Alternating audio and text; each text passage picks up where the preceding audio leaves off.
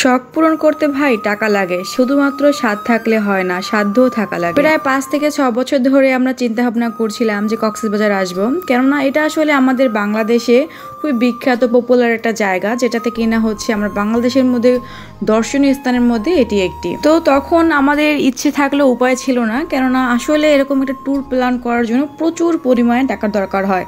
তো এখানে আমি আসার আগে কত টাকা নিয়ে এসেছি তো সেটা আমি অন্য একটা পরবর্তী ভিডিওতে বলে দেবো আপনাদেরকে, বা আমাদের কত টাকা খরচ হয়েছে, টোটাল অ্যামাউন্টটা কত, তো সেটা আমি চেষ্টা করব ভিডিওতে শেয়ার করার। প্রথম দিনে আমরা যেটাতে উঠেছি এটা মোটামুটি ফ্ল্যাট বলা চলে, 2টা রুম, একটা ডাইনিং স্পেস, সে 2টা ওয়াশরুম, একটা রুমের সাথে অ্যাটাচড ওয়াশরুম ছিল এবং বারান্দা ছিল। সবটা আসলে একদম সিম্পলি সাজানো। এখানে খাট রয়েছে, উপরে হচ্ছে ডয়ারের মতো একটা রয়েছে, মানে সিম্পলি হচ্ছে হ্যান্ড ব্যাগ, একটা কাপড় রাখার জন্য একটা স্পেস দেওয়া হয়েছে। তাছাড়া কিন্তু রুমের মধ্যে আর কিছুই নেই। কক্সবাজার আসার প্ল্যানটা সম্পূর্ণ আমার নিজের, সবাইকে এক প্রকার জোর করে আমি নিয়ে এসেছি। আমার আব্বুর কিন্তু কিছুদিন আগে ঈদের সময় ছুটি পেয়েছিল, যার কারণে তার ছুটি পাওয়ার আসলে সম্ভাবনাই ছিল না। তারপর আলহামদুলিল্লাহ শেষ পর্যায়ে কিন্তু আব্বু আমাদের সাথে জয়েন হতে পেরেছে। আমার ঘুরতে ভীষণ ভালো লাগে, আমি ঘুরতে অনেক বেশি পছন্দ করি। আমার দেশের বাইরে ট্যুর দেওয়ার ইচ্ছা আছে, জানি না কি হয়, তবে আগে নিজের বাংলাদেশটা ঘুরে দেখি। আমাদের বাংলাদেশটা কিন্তু অনেক সুন্দর, যদি আপনি ঘুরে দেখতে চান তাহলে অনেক দর্শনীয় স্থান রয়েছে। তো এটা হচ্ছে আমাদের রুমের সাথে যে বারান্দা ছিল, এটা হচ্ছে সেই বারান্দা থেকে জাস্ট পাশে আরো হচ্ছে অন্যান্য যে রিসর্টগুলো, রেস্টুরেন্টগুলো আছে তা দেখা যায়।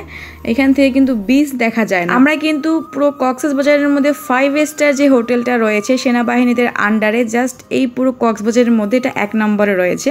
তো আমরা কিন্তু সেই হোটেলটা বুক করেছি এবং আমরা খুব তাড়াতাড়ি সেটা তো যাবো, আপনাদের সাথে শেয়ার করব। পার নাইট কত করে পড়ছে সবকিছু বিস্তারিত জানতে পারবেন। তো যাই হোক, ওই যে বললাম শখের দাম আসলে 80 তোলা না কি যেন একটা কথা আছে না, ভালো থাকার জন্যই তো আসলে মানুষ এত কিছু করে, তাই না? তো নিজের ভালো থাকা, নিজের শখ আহ্লাদ নিজেকে পূরণ করতে হবে। নিজের শখ পূরণের দায়িত্ব আমি নিজে নিয়েছি। হাজবেন্ড বলেন বা আশেপাশে মানুষ কারোর উপরে সেই দায়ভারটা আমি দিই। শুধু নিজের জন্য না, চেষ্টা করছি নিজের পরিবার পরিজন নিয়ে ভালো থাকার। তো সামনে হচ্ছে ডাইনিং এরিয়াটা, এখানেও কিন্তু একটা বেড রয়েছে, তবে আমাদের এই বেডটার আসলে কোনো প্রয়োজন নেই, যেহেতু 2টা রুমে হচ্ছে 2টা বেড আছে। পাশে হচ্ছে আম্মু আব্বু যে রুমে থাকছে, আর এ পাশে হচ্ছে সোফা দিয়ে রেখেছে, টিভি দিয়ে রেখেছে।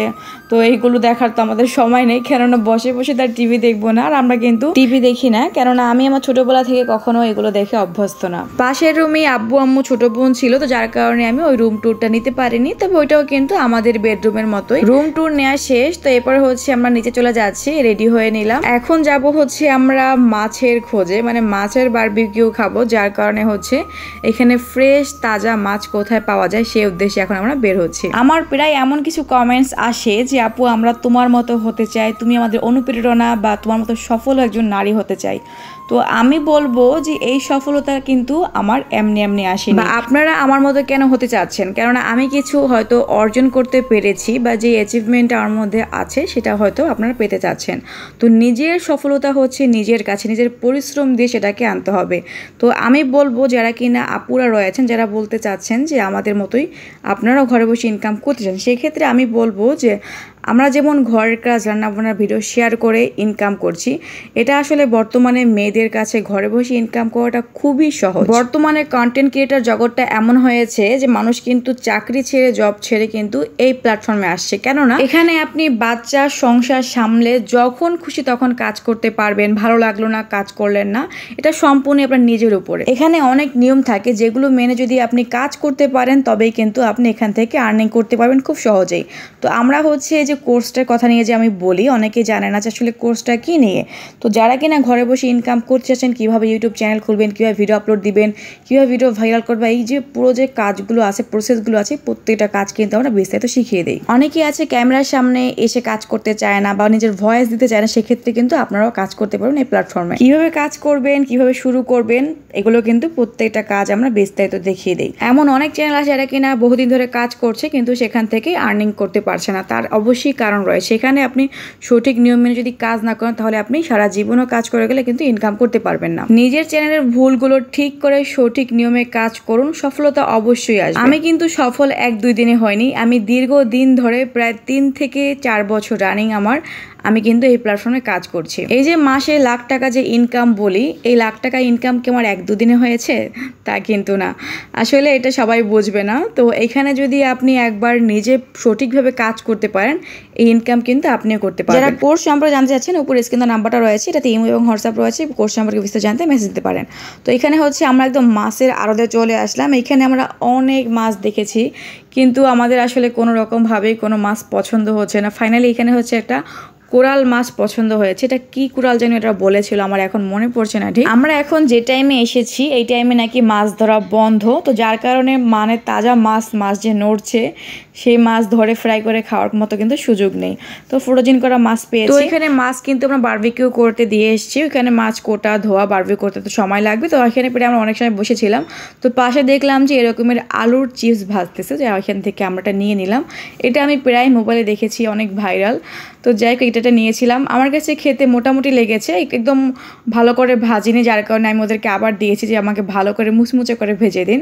তো যাই হোক আমরা কিন্তু এখানে মাছের 2 রকমভাবে ভাজে। ওরা একটা হচ্ছে তেলের ভিতরে জাস্ট ফ্রাই করে দেয়, একটা হচ্ছে কয়লার ভিতরে মাছের বারবিকিউ করে দেয়, যেটা কিনা একটা পোড়া পোড়া ভাব থাকে, খেতে ভালো লাগে, স্মোকি একটা ফ্লেভার থাকে। অনেকটা সময় যেহেতু দাঁড়িয়েছিলাম, তো যার কারণে একটা চিপস খেয়ে নিচ্ছি। চিপস খেয়ে তারপর হচ্ছে আমরা চলে যাবো যেখানে মাছের বারবিকিউ করছে।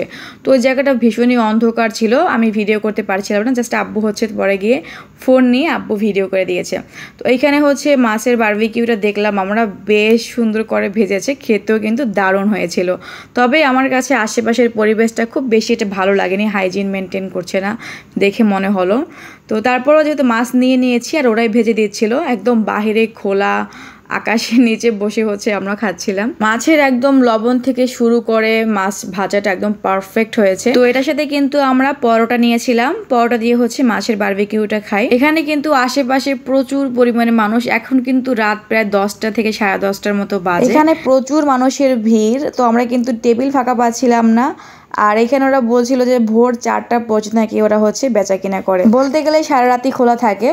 তো আমরা এখানে আস্তে ধীরে খাচ্ছিলাম, খাওয়া দাওয়া শেষ করে এরপরে হচ্ছে এখন আবার আমরা আমাদের রুমে চলে যাব। মাছের সাথে সস দিয়েছিল, সসটা দেওয়ার পর দেখলাম যে পুরো টেস্টটাই পরিবর্তন হয়ে যায়, মানে একদম ভালো লাগেনি আমার কাছে। এই কোরাল মাছগুলোর দাম এক এক জায়গায় কিন্তু এক এক রকমের দাম চাচ্ছিল, যেমন এক জায়গায় চেয়েছে 3000, এক জায়গায় 2500, এরপরে বড় বড় জায়গাটা গলদা চিংড়ি, ওগুলো প্রায় এক একটা পিসের দাম চেয়েছে 300 থেকে 350 টাকা। আর আমাদের এই মাছটা প্রায় 2.5 থেকে 3 কেজির মতো ছিল। মাছের ওজন যত বেশি বা মাছ যত বড় হবে তত কিন্তু ওদের প্রাইসটাও বাড়তে থাকে।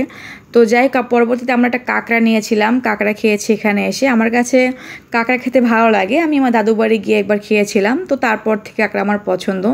তবে এখানে আসার পরে একটা কাঁকড়া নিয়েছি, কিন্তু সেটা আমার কাছে আসলে এত পরিমাণে বাজে লেগেছে যে এখন কাঁকড়া খাওয়ার স্বাদই আমার মিটে গেছে। আমাদেরকে আসলে তাজা কাঁকড়া দেয়নি, মনে হয়েছিল কাঁকড়াটা অনেক পুরনো, তো এটা খেতে গন্ধ লাগছিল। বাট তাজা কাঁকড়া খেতে কিন্তু অনেক বেশি মজা। আমরা তো কোরাল ফিশ নিয়েছিলাম, তো এই মাছের দামটা কেমন হতে পারে একটু বলেন তো, আপনার আইডিয়া করে দেখবো যে আপনাদের আইডিয়ার সাথে আমাদের মাছের যে দামটা নিয়েছে মিলে কিনা। তো আজকে ভিডিওটা আমি এখানে শেষ করছি, দেখা হচ্ছে পরবর্তী ভিডিওতে। সবাই ভালো থাকবেন, সুস্থ থাকবেন, আমাদের জন্য দোয়া করবেন। আল্লাহ হাফেজ, আসসালামু আলাইকুম।